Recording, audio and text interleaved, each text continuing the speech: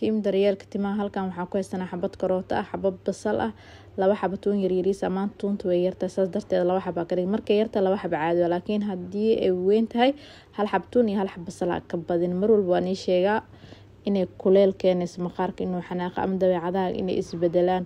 Marka dadka cusubna waa xasuusinay mar walba dad cusub waa kusoo biiraan groupka, gabdho cusub waa soo biiraan. marka hadan karootadeena iyo basasheena iyo jarjar haduu ilaa yiraahdo intaas waxaa rabaa marka inaan isku shiido. maanta qasil iyo cilaan waaye inaan tusana xagga ka arkeysin xagga bacdas xagga taalo cilaan iyo qasil ku jira 2 bac waaye. marka mid kalena gees kale taalaa marka hormani tusin halkaana basashiya ku jarjarnayna marka isku shiida haduu ilaa yiraahdo. waxaan xasuusinaa mar walbo hada wax kale sameeyna intaan isku shiida.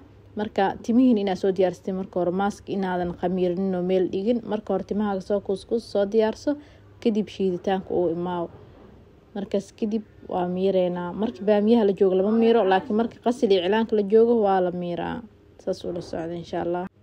markan hadana waxiigaas miiranoya meeshana gadaasheeda laga hadlaa marka saas ku qoslaaye hadana intii isku miiraa.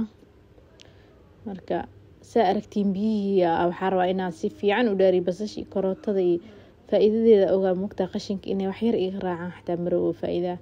meeshaan hada qasil ku cabiranayo ama qosasa u taqaani 3 qaanda ah cilaankan 4 qaanda ka dhiga.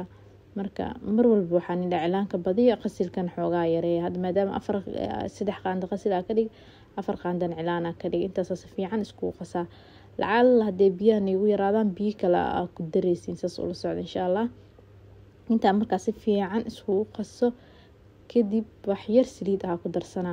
marka waxa fahmaysan soo wac insha Allah xoogaa fariimaha badan in arki waa laga yaabaa qaarkiin waxa laga yaabaa inay eedayaan hadhooti.